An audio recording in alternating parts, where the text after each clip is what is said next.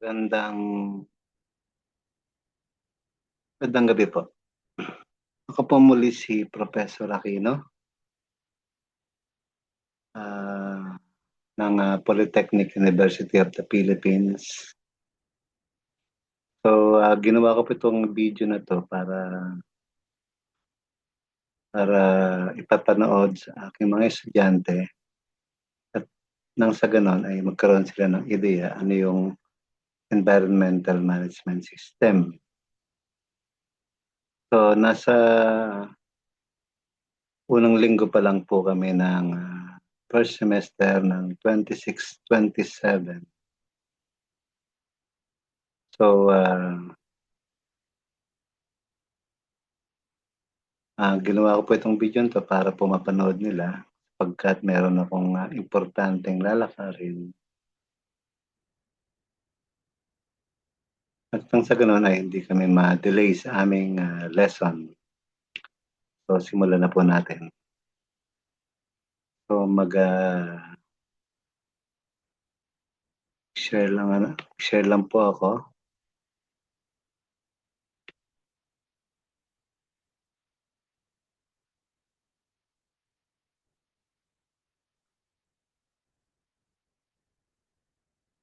Dali lang po.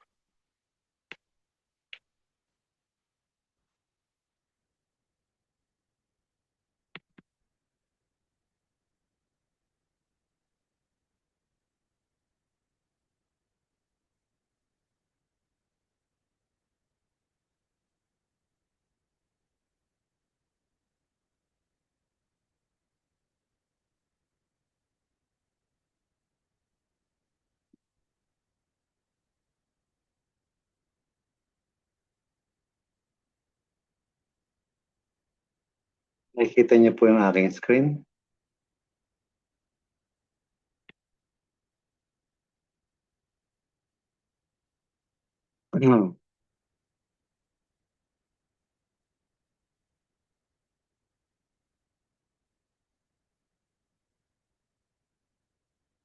So, dito po kami.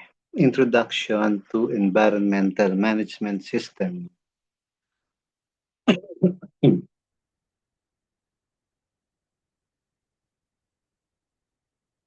So, the course overview, this short course introduces the fundamentals of EMS or Environmental Management System. You will going to learn how to manage environmental responsibilities, comply with regulations, and improve environmental performance. Key topics here is why EMS matters. Following regulations and compliance that are implemented by the government and followed by different companies in creating an environmental policy, setting objectives, roles and responsibilities, monitoring and measurements, auditing and improvements, case studies, and some practical exercises. So let's go with the importance of EMS in modern organization. So how do we identify modern organization? So as far as I'm concerned, or as you're concerned, when we are talking of modern organization, these are organizations that we are seeing in the environment, in our environment. So for example, you name an organization na nandiyan sa paligid natin. Like for example, SM or Shoemart. Ano pa? Robinson. Ano pa? Walmart, Jollibee, McDonald's, etc., etc. No? Yung mga nandiyan sa ngayon. So we are pertaining these organizations are modern organizations. Okay? So what are the importance? No? So number one, importance is environmental compliance. So when we say environmental compliance, EMS ensure that organizations comply with local, national, and international environmental laws and regulations, preventing legal issues and penalties. So it is very easy to understand that all organizations that we are seeing in our environment, so especially the modern organizations, like we are mentioning a while ago, are complying with local, national, and international environmental laws. What are some of these local laws? Let's say, for example, like what we experienced last time, no? Yung mga basura. So complying with local laws and regulations. So sabi ni Mayor, sabi ni Barangay Kapitan, is what? Like for example, yung basura. Okay? So sabi ni Kapitan, matuto tayo mag-segregate ng mga basura. So what are the 4 R's of waste disposal? So we have what? We have recycle, reduce, reuse, and recycle. So this should be strictly implemented to all household what you call that? Household owners, no? In the barangay level. So what about on the national level? So it is strictly implemented by municipal ordinance, no? Then what else, no? With regards to international, so it is something to do with, we are referring to different business organization, no? So seeing to it that they are complying with international environmental laws, preventing legal issues and what? Penalties. Number 2, cost reduction. So what is meant by cost reduction? It identifies opportunities, no? For resource and energy efficient, no? Energy efficient, which can lead to significant cost savings, no? So again, if we are following environmental system, so it can what? It can it identifies, no? It can identify opportunities for resource, energy efficiency, which can lead to significant cost savings. Mas makakatipid pa nga tayo, no? If we are following, no? If we are following what are the strict implementation of the local, strict implementation of the national and the international laws. If we are following that, mas makakatipid tayo. Otherwise, if we are not following that, if we have our own business, no, and we are violating this particular act, no, let's say for example, waste disposal act, no, okay. So if we don't follow that, so we are facing some what? Cost. So if we are following, we are saving significant costs. Hindi tayo magbabayad ng mga penalties. We are not paying any legal issues, something like that, no? I hope you are getting my point. Now, number 3, reputation and brand image. So when we are talking of brands, no, there are different brands of products in our market right now. So if you will going to see, let's say for example, yung mga any product, no, na naisip ninyo, let's say from 7-Eleven, no? From 7-Eleven, let's say yung simpleng tubig na ininom natin or mineral water, no? So meron tayong makikita diyan na recycle icon. So ano yung recycle icon? Yung triangle na naka-arrow na gano'n. Triangle siya. Triangle. So yung arrow na yan, paikot-ikot sa triangle na. So what we are meaning to say, class, no? So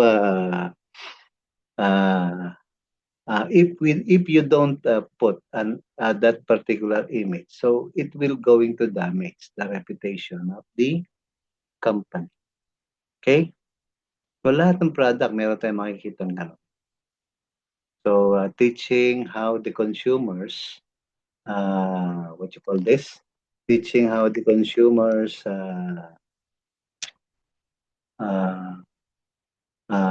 responsible on disposing the product. Number 4, risk management. EMS helps identify and mitigate environmental risk, no? Protecting assets and business continuity. Okay? So these are the risks. Now, if we don't have an EMS, it cannot identify and mitigate environmental risks. No? Let's say, for example, no? So what the things that we are saying here on risk management, no? So if you don't have that kind of warning, no?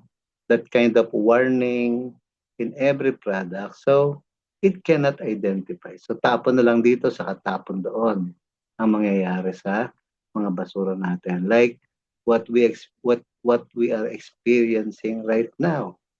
So people do not follow. So especially do not follow what are the strict rules and implementation regarding the waste disposal. So kaya dumami ang basura doon sa Redemptorist, no? Redemptorist bridge sa may Maynila, no? Sa may Parañaque, no? Yung naipon na basura because of typhoons. Try to imagine 100 truckloads, no? 100 truckloads of trash are being collected daily. So umabot din siya ng ilang araw, no? Ilang araw na kinokolekta, no? Something like that. Natapos na, binalita na. But the thing that we need to understand here is tayo rin yung naapektuhan pagka if we are not following this type of risk, no? So I hope you understand. Number 5, competitive advantage. Another importance, no? Competitive advantage. Organization with a strong EMS often have a competitive advantage and can win contracts with sustainability focused partners and customers. So something like you are winning the client, no? If you are following what EMS, no? What we need to follow with regards to EMS. So you're winning clients pagka ganyan yung ginagawa ng company. Okay? So the company can able to have a competitive advantage with this particular topic or important. Another important is employee morale. So tumataas yung mga moral ng mga empleyado. Okay? It can boost an employee morale by aligning company values with personal values and fostering sense of pride in working of socially responsible organization. Kahit kahit hindi employee, no, kahit single individual lang, no, tumataas yung moral ng tao kapag ka marunong kang mag-manage ng basura mo. So makikita nila na kakaunti yung tinatapon mong basura kapag ka dumadaan yung garbage collector. Samantalang sila, dami-dami nila tinatapon. It's because you learn how to what? How to recycle waste, no? Something like that. Number 7, another importance is innovation and efficiency. EMS encourages innovation and development of more efficient processes and product. Okay, innovation and efficiency. Some companies are buying equipments for innovation, no? So, they are not, ang tawag natin doon, they are not looking on whatever be the cost that the company might incur, no? It's because they are following what are the efficient that can bring to our company if we are following innovation, if we are following it. Then, of course, supply chain management, another important. So when we say supply chain management, so that will be from manufacturer up to what? From the manufacturer, yung producer ng product, up to what? Up to the ultimate consumer of the product. Okay? So yun yung tinatawag nating supply chain. Okay? So when we say it will going to help meet environmental standards required by many organizations in their supply chain relationships. So there are suppliers. Kapag ka nakita nila na you are not your company is not good on following what is an EMS. So they are what? They will be thinking that they will no longer going to what? To supply you anymore. Even if you have what? You have needs with regards to supply. So hindi nila kayo dideliveran. Okay? Then of course, another importance is what? Stakeholder expectation. EMS aligns with the expectation of shareholders. No? So ano ba yung expectation? Aligns with the expectation of shareholders, aligned with the expectation of customer, aligned with the expectation of the community, enhancing engagement with the stakeholders. So these are the stakeholders we enumerated a while ago now. So these are the shareholders, the customers, and the community. These are the stakeholders of the company. No? So when we are talking of EMS, okay, it aligns the expectation. So what are your expectation? What are the expectation of people? Something like that, no?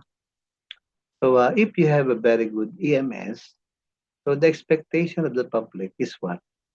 Is very broad. So might as well, we need to what? We need to comply what is being implemented and regulated by the government. So that's why we are following the expectation of the public. Then another important global alignment. Organizations align with global sustainability initiatives and commitments such as the Paris Agreement and Sustainable Development. So when we say Paris Agreement, so it's something to do with what? Following. What is actually the environment is what? Expecting us to follow. Okay? So those are what? That is being draft in the in France, no? Sa Paris mismo. Kaya tinawag na Paris Agreement. Anyway, we will be discussing the Paris Agreement little by little. Okay? Then another is community impact, no? EMS allow organizations to minimize their local environmental footprint, no? Fostering positive relationship with the community. So if you will going to foster positive relationship with the community, you are what? You are lessening the environmental footprint. Let's say, for example,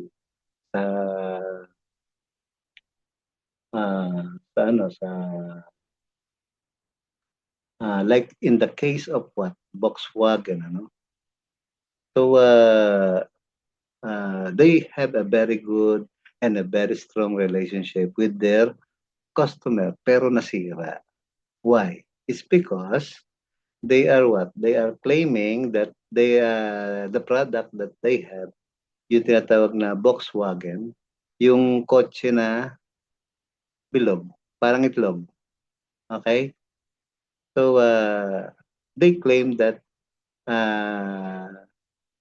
the technology they have in the manufacture of their product is what? They are lessening what? The carbon emission on the what? In the air that we breathe. No? So, nagkaroon sila ng kaso ngayon. No? Nung tinas ngayon yung mga kanila mga produkto, they are what? They are contributing too much in the carbon footprint of our environment. No? Ibig sabihin, yung emission testing nila is what? Nag-fail. So, nagbayad sila ng ano, milyong-milyong dolyar. No? At ipinatigil yung pag-manufacture ng Beetle. Yung hatchback, yung bilog na sakyan, no? Pinatigil yun. So, sino naapektuhan? Si Volkswagen. No? So, sino nagpatigil? Si government. So, natalo sila sa kaso, kaya what? Ano nangyari? So, hindi na sila nakapagbenta ng ganong product. Something like that. No? So, that's the impact. No? Resilience. EMS prepares organizations for long-term environmental challenges such as climate change and resource scarcity. So, when you are following, no, what are the strict rules and strict rules and regulation that EMS is saying, no? If you are following that, you are engaging long-term environmental challenges, no? Such as what? Climate change. Nakapag-prepare tayo. So tayo, hindi tayo nakapag-prepare. Why? Danas na danas natin yung climate change, no? So tag-ulan, panahon tag-ulan, pero naranasan natin matinding sikat ng araw. At kung kailan naman dapat yung tag-init, doon naman napakalalakas naman ng mga bagyo natin, something like that. So there is a massive change of our climate. No? So yung tinatawag nating resilience. But if you are following a very good EMS or the best EMS, so you are what? You are preparing your organizations to long-term environmental challenge. Okay? So any questions? So if you have questions, so you can drop it on the description box. No? At pag nabasa natin yan, sasagutin natin yan. Okay? So let us move. No? What are the applications of EMS in modern organization? So ano-ano ba yung mga yan? Number one, in manufacturing industry. No? Ano ba yung mga manufacturing? These are the companies who produces our products. No? Ano man yan, so basta doon ginagawa yung product. No? In the manufacturing industry, EMS can help manufacturers reduce waste, no? Optimize production process, and manage emissions, leading to cost savings and regulatory compliance. Kung merong EMS, yan yung magiging benefit, no? Para sa mga manufacturing industry. Okay? Ano ba yung mga healthcare sector like hospitals, no? Ang dami nating hospital dito, no? So if you have an EMS, hospitals and healthcare facilities use EMS to manage hazardous waste. Ano ba yung mga hazardous waste? Can you identify? Ano yung mga hazardous waste? Yung mga nakamamatay like needles. Ano pa? Yung mga pinaggamitan, ano? Reduce energy consumption. Ano ba ang kino-convert ng ibang building ngayon? Nagko-convert na sila ng solar solar power cell, no? Naglalagay na sila sa kanilang mga bubong. Like SM, no? North EDSA, let's say for example. So, yung ginagamit na kuryente sa maghapon ng SM, Shumart, or SM Department Store, is solar energy. Nanggagaling dun sa renewable energy na nanggagaling sa araw. Okay? Kung di nyo pa alam yan, punta kayo doon sa bubungan ng SM, no? Para makita nyo. Pero pagpunta nyo doon, sigurado, tawag dito, baka, baka, what you call this, baka sabihin ng pulis or sabihin ng mga tao na medyo nasisira na yata ng bait yung tao na umakyat doon sa bubungan ng SM. Okay? Baka mapagkamalan pa kayong tatalon. Okay? Do you understand? Hospitality and tourism. No? Meron ba tayo niyan? Yes, of course. So, sa hotel, we have a very good hospitality and we have a very good tourism. No? Tourism department. So, on hotels and resorts, no, they implement EMS to reduce water and energy use. Okay? Minimize waterways and market their eco-friendly initiative to guests. So, let's say, paggagamitin ka ng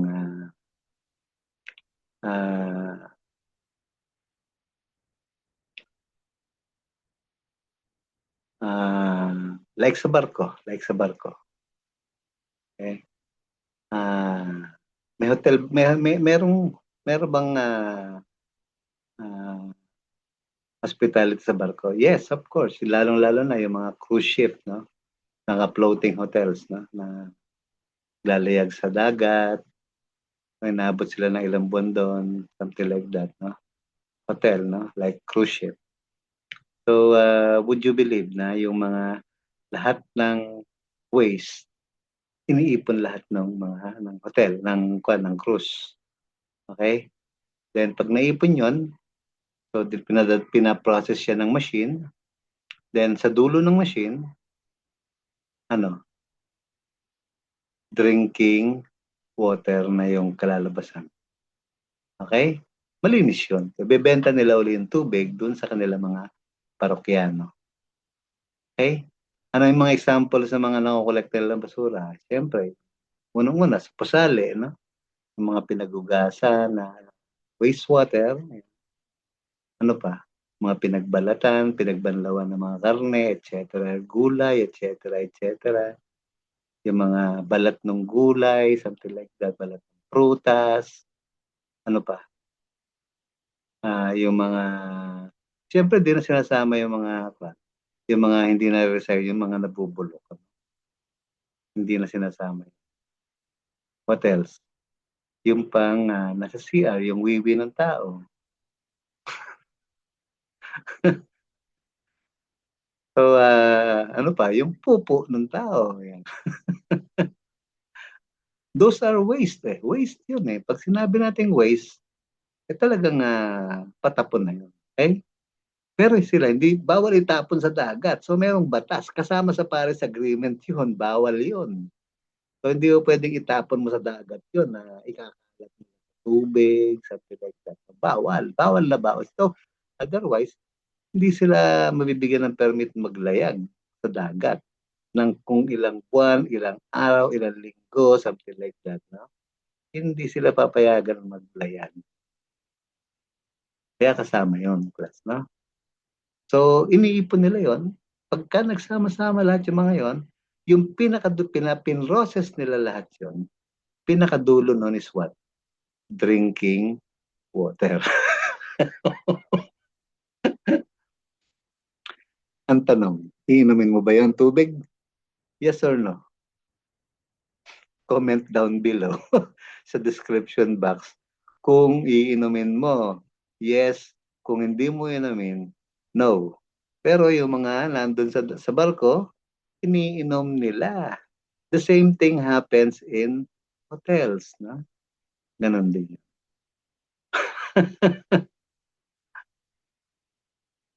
Okay, let us proceed. Another is for agriculture and farming. No? Farmers can adopt EMS to manage pesticides.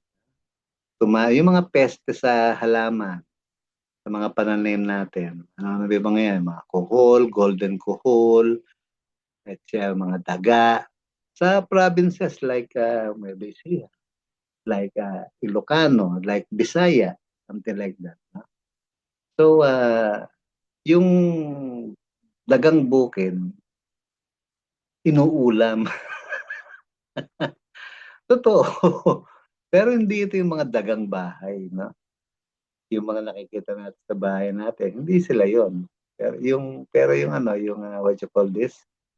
Yung nasa bukid, masarap yung daga na yun. Okay? Masarap pa sa manok. Ang tanong, kakainin mo yung dagang. Sino kumakain ng dagang bukid? Ako kumakain ako. Nakakain na ako. Pero hindi ko na inulit. No? Medyo na-imagine ko yung itsura niya eh. Talagang daga din siya. Yung kulay niya, ganoon din yung kulay. Pero nasa bukid lang siya. Okay? What is bukid in English? Farm. Diba? So, doon natin siya makikita. Hindi sa bahay. Okay? What else? Yung palaka. So, yun, sumisira din ng mga pananim ng mga palaka natin. Okay? Kinakain din niya. Palakang bukid kung tawagin. Kung nakatikim mo sa inyo ng palaka. Okay? Okay, let us read, no? IT. Okay?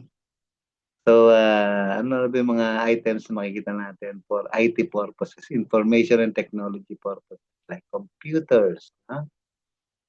Okay? So, IT companies uses EMS to manage waste, reduce energy consumption and data centers, and ensure responsible disposal of electronic equipment. No? Sa atin, may issue na ganyan. No?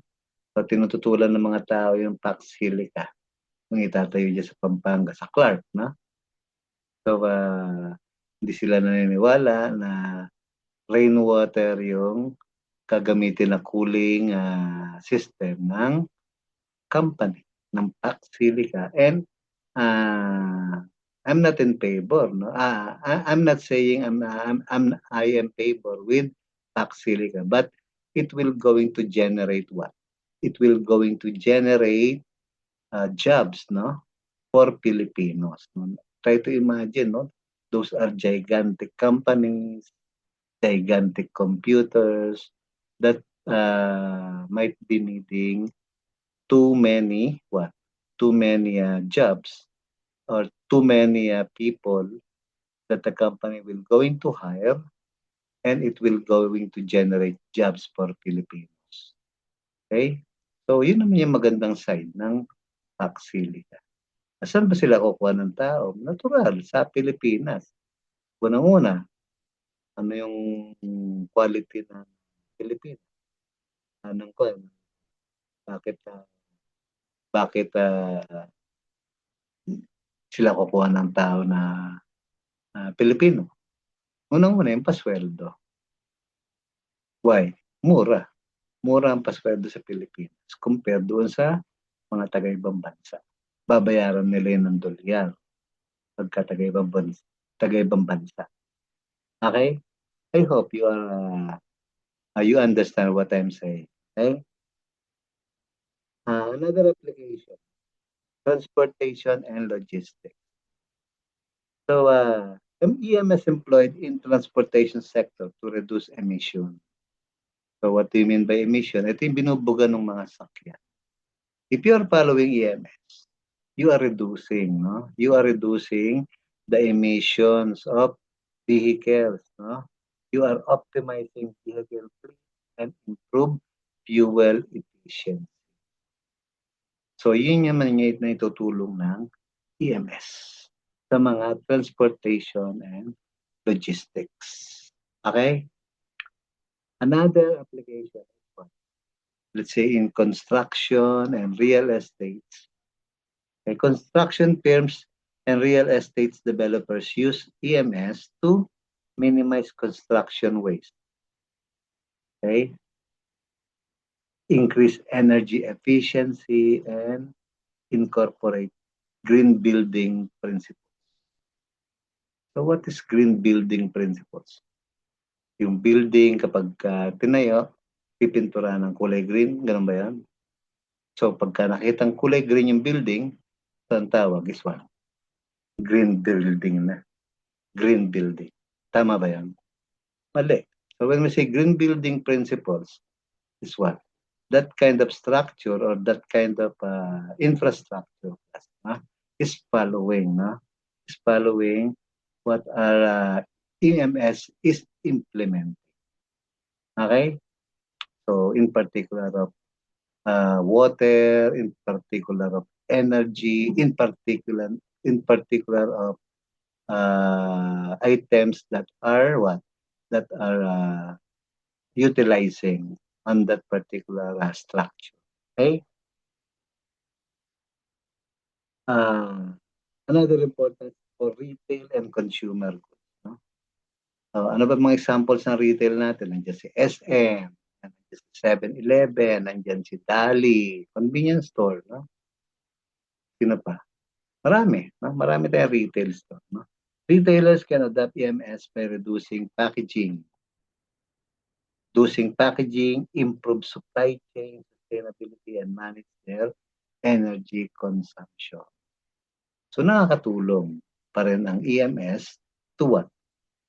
To reduce the package, no? Yung yung ibang mga companies nga klase, kapag wala kang eco bag, hindi ka pwedeng mamili.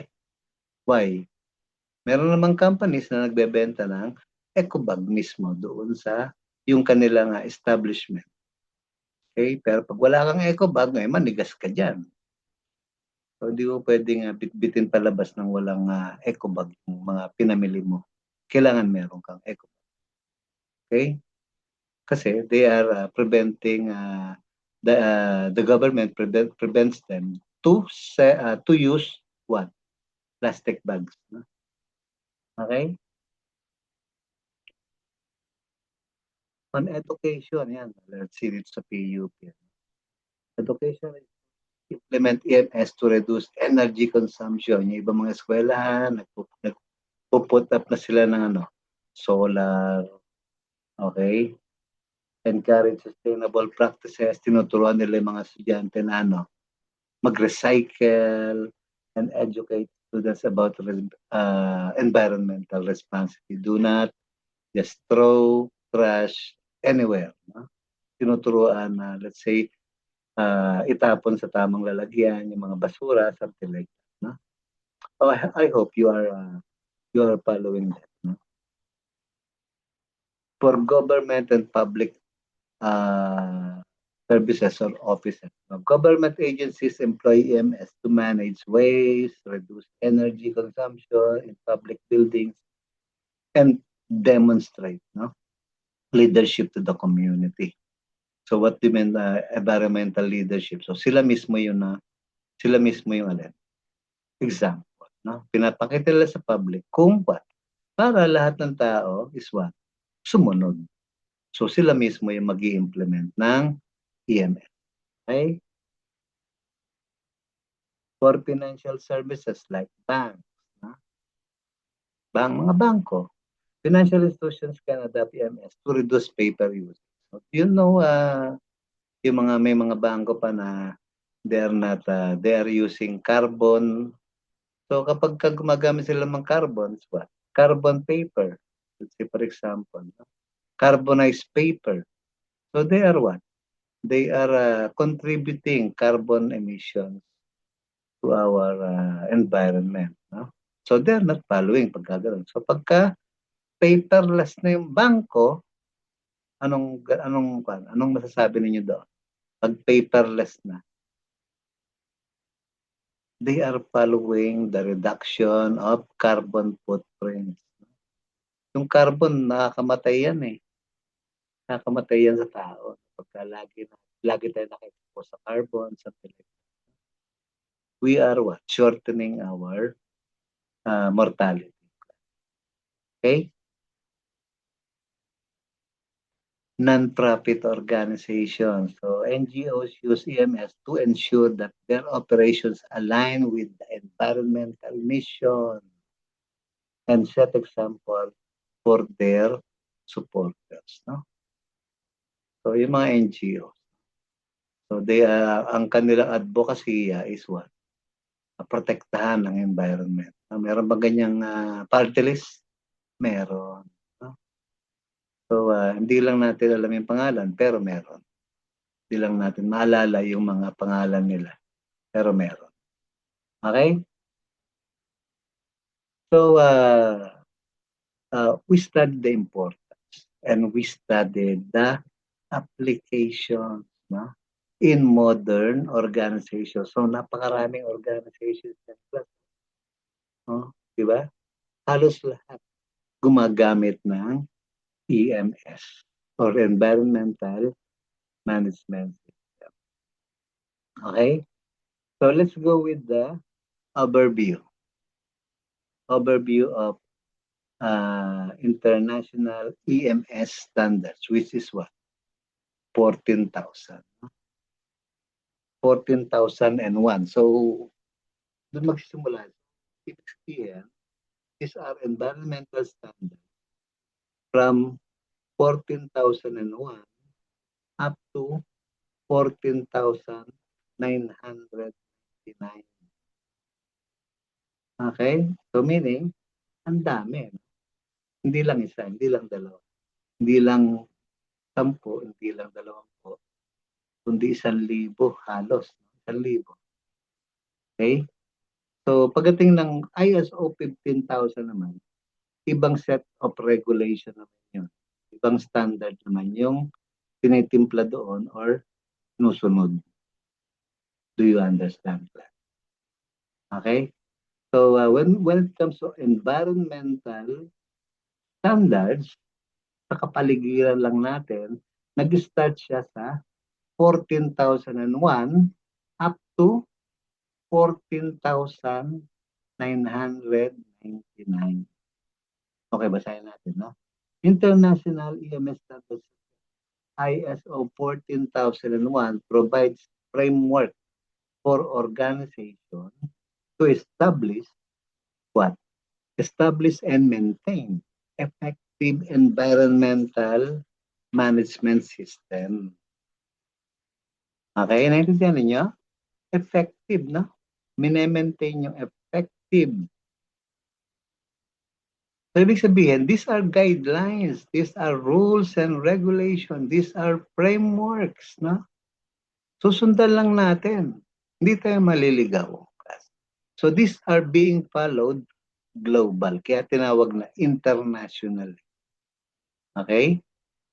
So, parang yung makikita nyo dati, quality na that we are offering in this institution is we are following ISO 9001, ISO 9001 up to 9,999.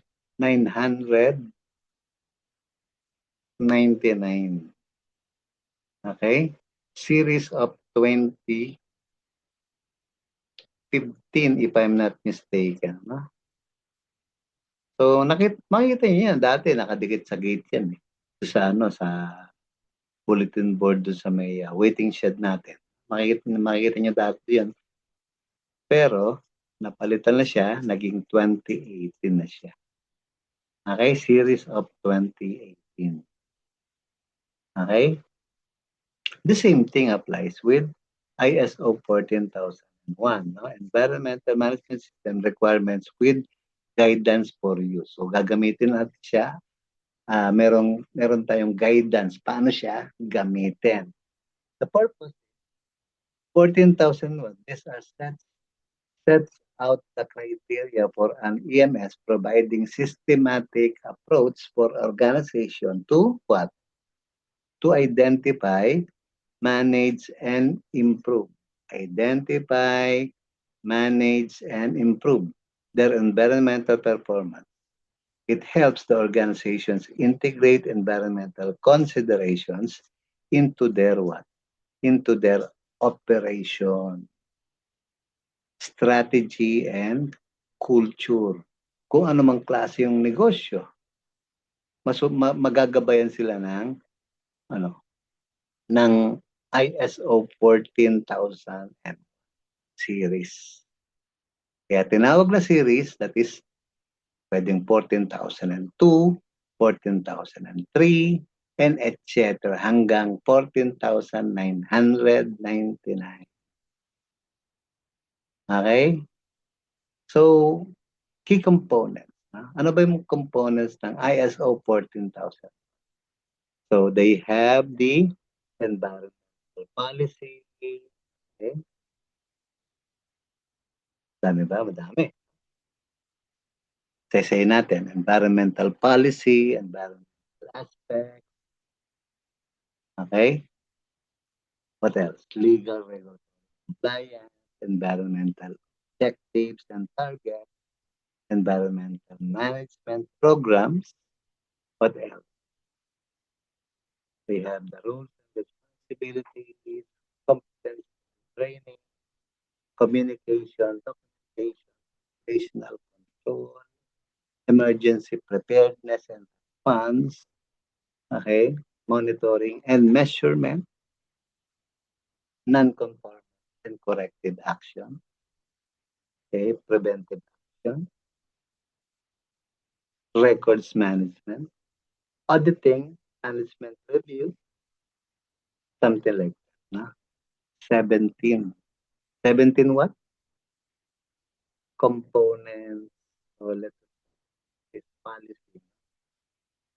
So, kumpleto, halos kumpleto na siya. Kung ano-ano yung mga components na pwede nating sundan doon sa tinatawag nating ISO 14,001 series. Okay? So let's say, for example, policy. Organizations are required to establish an environmental policy that reflects their commitment to environmental protection and sustainability. So one of the policy of the government, of the organization that has an EMS is what? To set an environmental policy. Okay, that reflects to their what? Commitment to the environment. So they need to have an environmental policy. Kailangan na meron sila noon. Hindi mo pwedeng wala. Okay? What are environmental aspects? It identifies assess the environmental aspects and impacts of organization, activities, products, and services. This includes understanding how the organization interacts with the environment. Okay? How your company interacts with the environment. Let's say, mga bagyo. How your company interacts with the climate, with the typhoon. Let's say, mainit. How the company interacts with that. So, papaliwanag niya si EMS ninyo. We call it environmental aspect. No? What about legal and regulatory compliance? It ensures compliance with applicable environmental laws. Applicable environmental laws, regulations, and other requirements. So you need to identify ano ba yung pinapatupad ng government before you plot your own legal and regulatory compliance with your EMS. Okay? Another is number 4. So we are talking of components. No? Number 4, environmental objectives and targets. Sets measurable objectives and targets to continually improve environmental performance and develop action plans to achieve them. So you need to identify your objectives and your targets. Okay? So when it comes on what? following the ISO 14001. So even if it is already international, they don't know what are your objectives because they don't know what is your company. So might as well, you need to prepare, you need wala ng internet class na. So, I'm sorry, medyo share uli natin, no? So, buti na lang, hindi ko pa kinlose. Otherwise, so ulit tayo from the scratch, no? So, mag-share lang uli ako.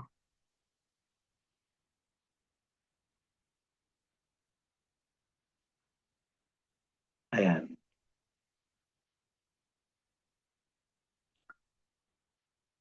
So, let's go back, no? Environmental, it's because the company don't know what are your objectives and what are your targets. So, you are the one who will going to set that on your own company. Do you understand, class? Okay, number 5 is environmental management program. So, kayo din ang gagawa niya, no? Develop and implement programs to achieve environmental objectives and targets. So, i-align natin dun sa objectives and targets natin. Do you understand, class? What else? Roles and responsibilities. Define roles and responsibilities. Siyempre, sinong gagawa niyan? Tayo. Di-define natin yung alin. Roles and responsibilities for every member of the organization. Okay? Then, competence and training. So, tayo magpo-provide niyan. So, if you will going to hire people to undergo your training, so do it. Pero kung hindi naman kailangan, so bakit pa tayo magpapa-training? Something like that, na? Communication class, no? So we need to what? We need to identify what type of ano yung mga communications available in the what? In our company. Okay? So in organization class, so we have the vertical communication and we have the horizontal communication. Ano yung horizontal communication? So these are communication with different departments in our organization. What about vertical? Okay, with from the executive papunta ron sa alin? Subordinates, no? Then from subordinates papunta ron sa executive. Ng mga examples ng vertical communication, these are let's say from executive down to the subordinates. These are what?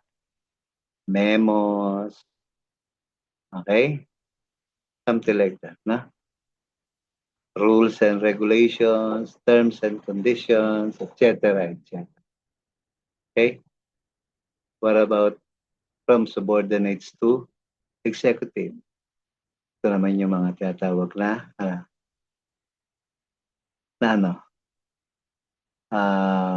Where we call that what? A request, no? Request. Something like that. Do you understand? So when we say communication, you need to set, no? So what is the level of communication in your organization? Okay? Then of course, documentation, how do you keep records? Maintain appropriate documentation to support the operations of the EMS. Okay? Operational control, establish and maintain procedures and process to manage activities with significant environmental impacts. So, lumalabas, class. Lumalabas, no? So, meron tayong role, no? Meron tayong role on the preparation of our EMS. Tayo mismo yung gagawa eh. Okay? So, ginaguide tayo ni Nino. Ginaguide tayo Nino. Ni ISO 14001. What else? Emergency preparedness. So, tayo ang gagawa niyan. How do we manage emergencies, something like that. Then, of course, monitoring and measurement. How do we measure, okay, the performance of every individual, something like that, no? Ano yung ginagamit nating rubric, something like that. Kung kailangan nating gumamit ng rubric. Then, ano yung mga non-conformance? Yung mga hindi nakakasunod doon saan? Sa process. Okay? And ano yung corrective action na ginagawa natin kapag hindi nakasunod yung tao? So, something like penalties, what else? So, and the likes, no? What else? Preventive action. Okay, develop and implement preventive actions to prevent potential environmental problems. So, something to do with what? The same as non-conformance. No? For records management, ayan din yung para sa documentation natin. So, how do we keep our documents and how do we keep our records? Okay? Then, number 16, audits. No? Auditing. Conduct internal audits to ensure that EMS implemented and maintained effectively. No? Audits comes with what? Internal and external. So, paano natin malalaman ngayon kung internal siya or external siya? Okay? So, when we say internal, it is from within the company. Sa loob na mismo ng company. So, we assign people. Siyempre, pagka nag-hire tayo, medyo maalam, dito ka sa EMS department. Okay? O dito ka sa marketing department, something like that. Dito ka sa production department, and etc. Okay? So, tayo nagdi-distribute, tayo nag-hire ng tao. What else? Pagka-external naman, galing sa government. So, tayo naman yung i-audit ng mga tao doon sa munisipyo. Hindi natin kakilala yun. So, that is what? That is, it could be a surprise visit, something like that. No? It could be an invitational visit. So, i-measure yung ating EMS kung gaano kaganda. And number 17, management review. So, we try to review ano ba yung nagawa natin sa loob ng isang taon, ano ba yung nagawa natin sa loob ng 6 months. Ibang companies, nagkakandak sila ng ano, they are conducting management review capability seminar. No? So, ano pinag-uusapan sa management review? So, kaya nga, from the word itself, no, management review, so, kung may mali, so, ano yung mitigation na gagawin nila para i-correct yung mali. At kung wala naman, so ano pa yung i-improve ng company para mas lalong mapaganda. Okay? So those are what? Those are, again, what is that? Nalimutan ko. Key components. No? Key components. So let's go with the benefits of what? International standards. So it improves environmental performance and legal compliance, cost reduction, competitive advantage, and certification. Okay? So, nandiyan naman yung kwan. So, kapag kami nakita yung tao, o nakita ng customer na may nakalagay sa establishment, ISO certified. So, yun yung tinatawag nating certification. So, malamang, kumpiyansa siya. So, magiging loyal customer yung customer. Pag nakita niya, pasado siya sa ISO. So, yung mga tao naman na hindi nakakaintindi ng ISO, they will going to experience, no? What is the experience of getting into your company or going into your company. So, nararamdaman nila, nakikita nila, something like that. So, my meaning, they are establishing connections, no? They're establishing connections on your company. Okay? So, that could be the benefit. No? Hindi lang yan, no? For cost reduction, etc. So, yun yung mga benefit. Okay? In summary, ISO 14000 is the globally recognized standard that outlines the requirements for an effective environmental management system. It helps organizations for all types, private, non-profit, or governmental, establish a system to identify, control, monitor, continuously improve their environmental performance. So that is from what? Wikipedia. This framework supports commitment to environmental protection, pollution prevention, compliance with regulation, and continual improvement. So they are following the PDCA model. Yung, ang alin, yung ISO 14001. So what is that PDCA? Plan, do, check, act. Na? So PDCA. Plan, do, check, act. You need to memorize this, no? So hindi mo pwedeng hindi. So what is plan? Establish environmental objectives and processes. Do, so you do or implement those what? Kailangan i-implement. Otherwise, sayang yung pinlano kapag ka hindi na-implement. Then check, me-measure natin ngayon yung performance and conduct audits. Act, take corrective action and review by the top management. No? Kaya, sinawag na plan, do, check, act. Okay?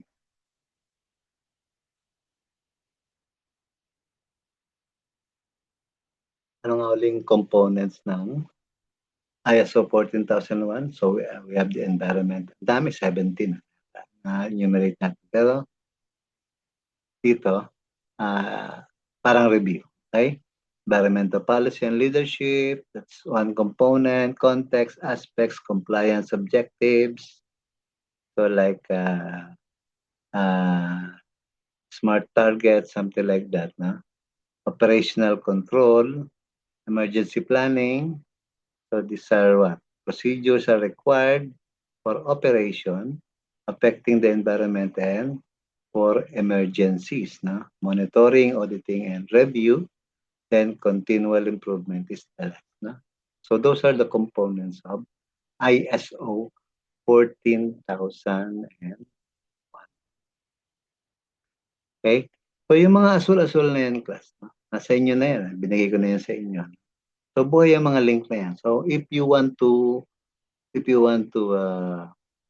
what you call that, review more or look for more information regarding what is EMS. So makikita niyo yan dyan sa link na yan. Okay? So ano naman yung mga benefits pinag-usapan natin? Legal compliance and risk reduction. These are one of the benefits of what?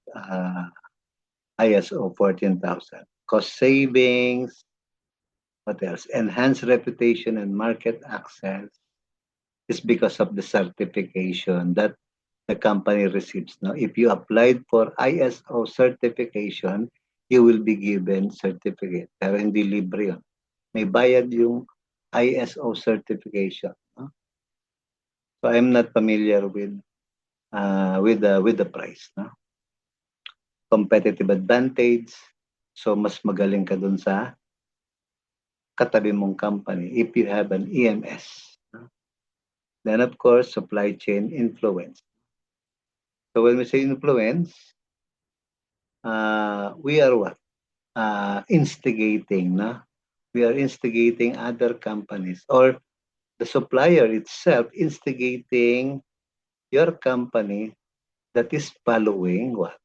EMS, a very good EMS. So that's why they are very loyal with regards to the relationship with our company. Hindi tayo nawawala ng supply, tuloy-tuloy yung supply natin, something like that. No? And what could be the future outlook? No?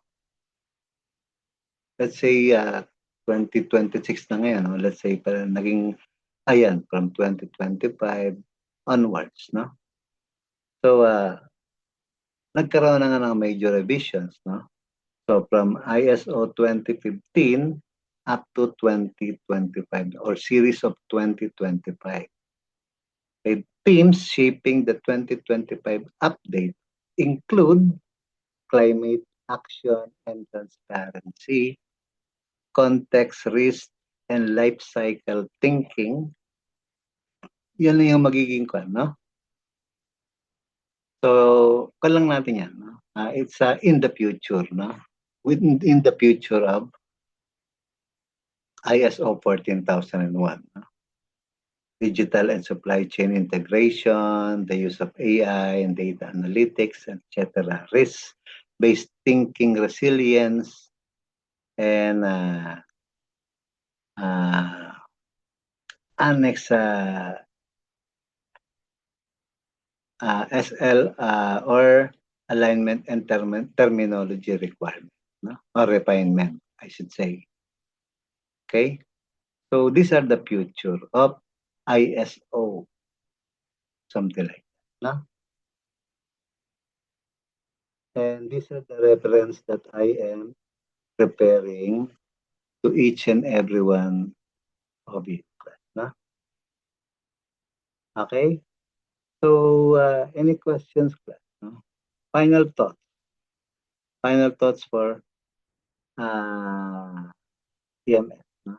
We laid a strong foundation for week 1 and 2 course, no?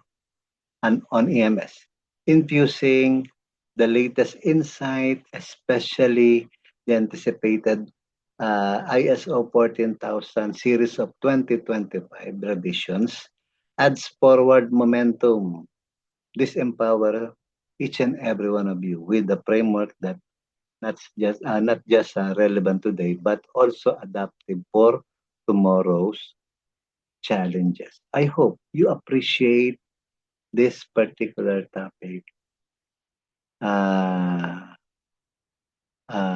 for this introduction of the subject environmental management system. Okay? So, panoorin nyo lang tong video na to at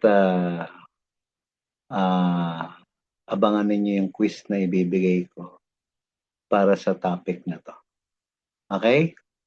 I hope everyone enjoys listening on this particular topic, no? And of course, I hope that everyone should watch this particular topic. And do not forget to follow my YouTube channel. Okay, follow, like, share, and subscribe. No, para you are always updated whenever there is a upcoming video that I'll be making on this particular channel. Okay, I hope that everyone understands this topic. No? This concludes what our lesson. So I will be uploading the quiz soon. No? Okay? So abangan nyo lang sa GC natin. No? So thank you so much for listening. So that would be all. This is Professor Aquino again of Polytechnic University of the Philippines, Quezon City. So from here, bye-bye. So bye-bye na. Thank you so much. Stop share ko na to. Then of course, yung recording.